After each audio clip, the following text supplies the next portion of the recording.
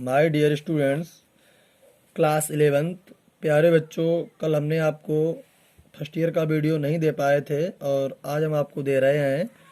तो हमारी जो नई बुक आई है हॉर्नबिल, तो प्रोज सेक्शन में जो पहला ही लेसन चल रहा है the portrait of A lady का आज हम 4th पैराग्राफ पढ़ेंगे।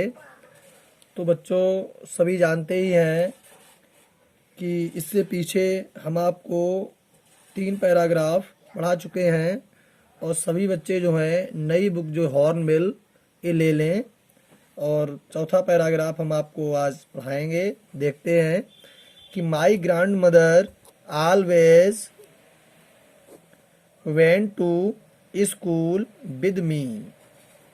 क्या होता था कि माई ग्रैंड मदर मेरी दादी माँ, यहाँ पर जो लेखक है वो अपनी दादी माँ की ओर संकेत कर रहा है, बता रहा है कि ऑलवेज हमेशा, वेंट टू स्कूल स्कूल जाया करती थी, विद मी मेरे साथ, कि मेरी दादी माँ जो थी मेरे साथ हमेशा स्कूल जाती थी। उसके बाद क्या है बिकाज, तो बिकाज क्योंकि द स्कूल बाज अटैच्ड टू द टेम्पल। बेटा क्या था, जो स्कूल था वो बाज था अटैच्ड जुड़ा हुआ, टू द टेम्पल मंदिर से। स्कूल किससे जुड़ा हुआ था? मंदिर से जुड़ा हुआ था। कहने का तात्पर्य है कि स्कूल में मंदिर भी था, वहाँ पुजारी भी थे और जो भी लोग जाते थे वो धार्मिक अपनी क्रिया अनुष्ठान भी वहाँ करते थे। The priest taught us the alphabet and the morning prayer. क्या होता था बेटा? द प्रीस्ट बेटा कहते हैं पुजारी के लिए। द प्रीस्ट टॉट अस पुजारी हमें सिखाते थे, द अल्फाबेट वर्णमाला, एंड और द मॉर्निंग प्रेयर सुबह की प्रार्थना। जो पुजारी थे वो हमें वर्णमाला सिखाते थे और सुबह की प्रार्थना कराते थे, सिखाते थे। While the children sat in rows on either side of the veranda singing the alphabet or the prayer in a chorus।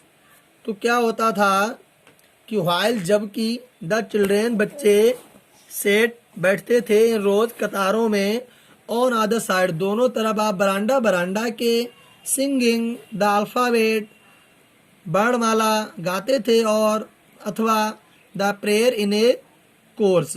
क्या होता था कि ये जो थे वर्णमाला का प्रार्थना करते थे और समवेत स्वर में, इसका मतलब होता है सब मिलकर के गाते थे। क्या गाते थे? प्रेयर। कोर्स का मतलब बेटा होता है समवेत स्वर में, समवेत स्वर में।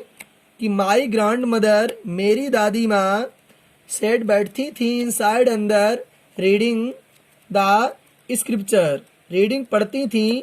द स्क्रिप्चर का मतलब होता है धार्मिक वेद, भी से हम कहते हैं धार्मिक वेद या धार्मिक ग्रंथ। जो दादी माँ जो मेरे साथ जाया करती थी वो धार्मिक ग्रंथ वहाँ बैठकर पढ़ती थी। कहाँ? उस मंदिर के अंदर।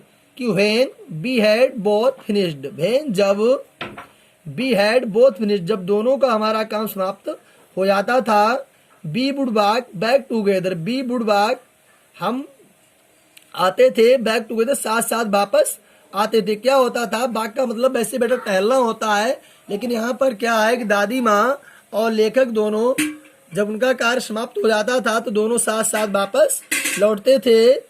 This time the village dogs, this time इस समय, द विलेज डॉग गांव के कुत्ते, वुड मीट अस उन्हें मिला करते थे, एट द टेम्पल डोर मंदिर के दरवाजे पर।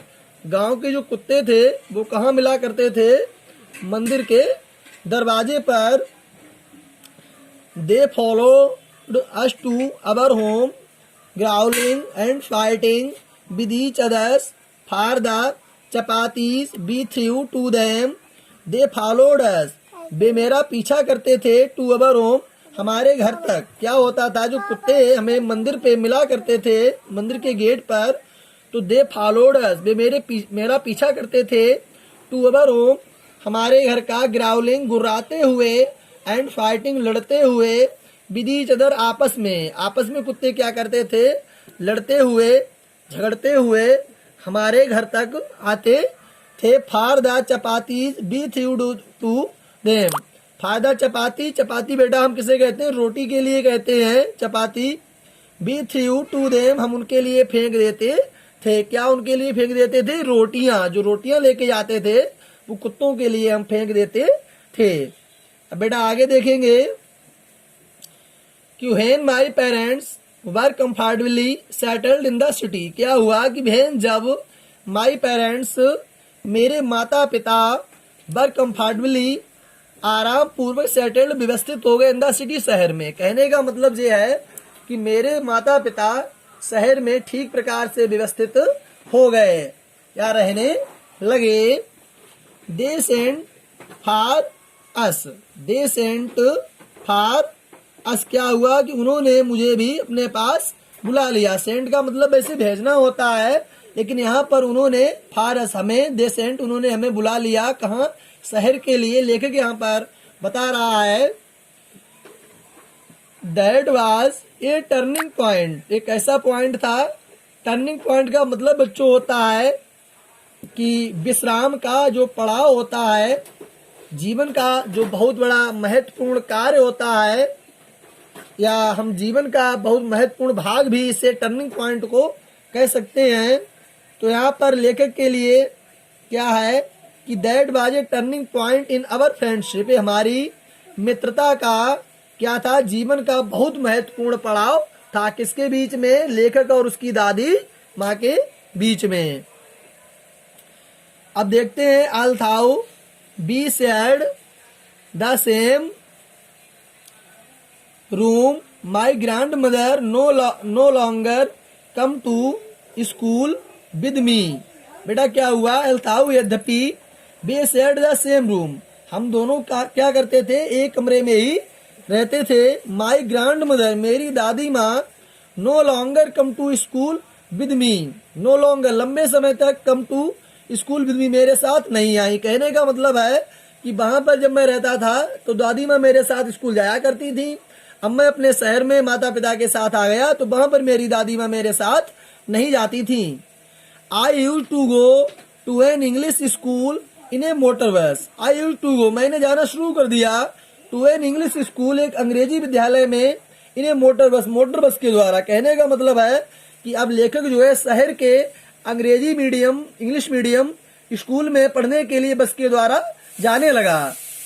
There were no dogs in the streets. बेटा देयर वर नो डॉग्स, वहां कुत्ते नहीं थे। इन द स्ट्रीट, गलियों में। एंड और she took to feeding sparrows, sparrow in the courtyard of our city house. अब क्या होता था कि वहां पर कुत्ते तो थे नहीं, इन द गलियों में कुत्ते नहीं थे, तो उसकी जो दादी माँ थी वो क्या करती थी? एंड और सी टूक टू फीडिंग, वो खिलाया करती थी स्पैरोज, गौरैयों को। गौरैया जो चिड़िया बेटा होती है, पर बर्ड्स, पक्षियों के बारे में बताया गया है।